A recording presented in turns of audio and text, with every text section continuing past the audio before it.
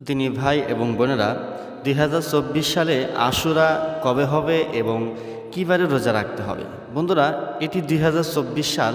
আজকে হচ্ছে মঙ্গলবার। আজকে তারিখ হচ্ছে ১৬ই জুলাই, অর্থাৎ জুলাই মাসের ১৬ তারিখ। আজকে আরবি মাস হিসেবে মুহররম মাসের তারিখ হচ্ছে ৯ মুহররম, অর্থাৎ আজকে ৯ মুহররম। আগামীকালকেই হবে ১০ মুহররম। এই ১০ মুহররমকেই আশুরা বলা হয় এবং বৃহস্পতিবার হচ্ছে ১১ই মুহররম।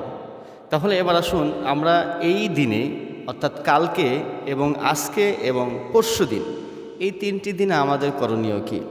আল্লাহ রাসূল সাল্লাল্লাহু আলাইহি সাল্লাম যখন মক্কা থেকে মদিনায় যখন হিজরত করে গেলেন, তখন মদিনার ইহুদিরা একটি রোজা রাখে মুহররমের 10 তারিখে, অর্থাৎ কালকে যে 10 তারিখ হবে আশুরার, সে আশুরার দিনে একটি রোজা রাখে।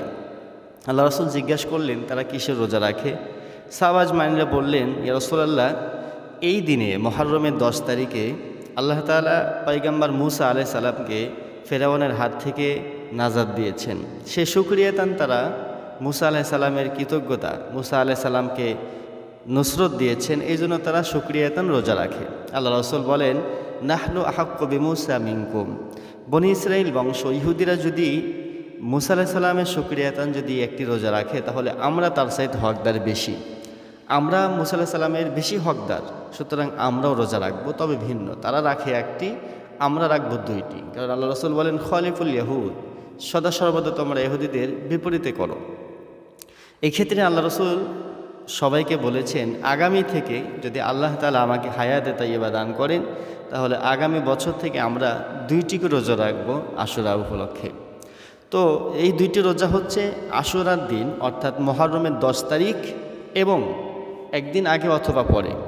10 তারিখ আমাকে রাখতে হবে, এরপরে হয় 9 তারিখে আমরা রাখবো, আর না হয় 11 তারিখে আমরা রাখবো। এই মোট 2টি রোজার কথা হাদিসে এসেছে।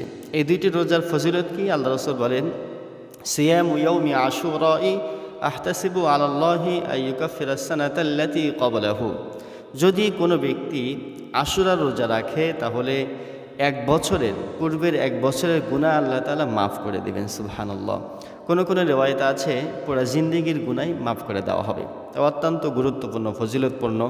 যেহেতু আজকে মুহররম মাসের 9 তারিখ এবং জুলাই মাসের আজকে 16 তারিখ, রোজ মঙ্গলবার। আজকে থেকেই কিন্তু যারা রোজা রেখেছেন তো রেখেছেন, যেহেতু 2টি রোজা রাখতে হবে। যারা আজকে রেখেছেন তারা কালকে রাখবেন এই 2টি রোজা, আর যারা আজকে রাখতে পারেননি তারা কালকে রাখবেন এবং পরশু রাখবেন, অর্থাৎ বুধবারে রাখবেন এবং বৃহস্পতিবার রাখবেন। তাহলে রোজা রাখার তারিখটা কিন্তু আমরা ক্লিয়ার হয়ে গেলাম যে কখন আমাদের রোজা রাখতে হবে। আজকে হচ্ছে মুহররম মাসের 9 তারিখ, ইংরেজি মাস হিসেবে জুলাই মাসের 16 তারিখ, রোজ মঙ্গলবার। আগামীকালকে মুহররম মাসের 10 তারিখ, সেই দিনই আশুরা, বুধবারে হচ্ছে আশুরা, এবং পরের দিন বৃহস্পতিবার হচ্ছে মুহররমের 11 তারিখ। সেই মুহররমের আজকে যারা রাখতে পারেননি, কালকে এবং পরশু এই 2টি রোজা আপনারা রাখার চেষ্টা করবেন। এবার আসুন এই দিনে আমাদের কি করণীয়। আল্লাহ রাসূল সাল্লাল্লাহু আলাইহি সাল্লাম তো এমনিই প্রতিদিন আল্লাহ তাআলার কাছে ইবাদত বন্দেগী করেছেন, তাহাজ্জুদ করেছেন। আমরা চেষ্টা করব, আজকে যদি নাও পারি, অন্তত কালকে আমরা একটু গভীর রাতে উঠে তাহাজ্জুদ পড়ে আল্লাহ রাব্বুল আলামিনের কাছে আমরা কান্নাকাটি করব এবং আমরা ইবাদত বন্দেগী করব, নফল নামাজ পড়ব।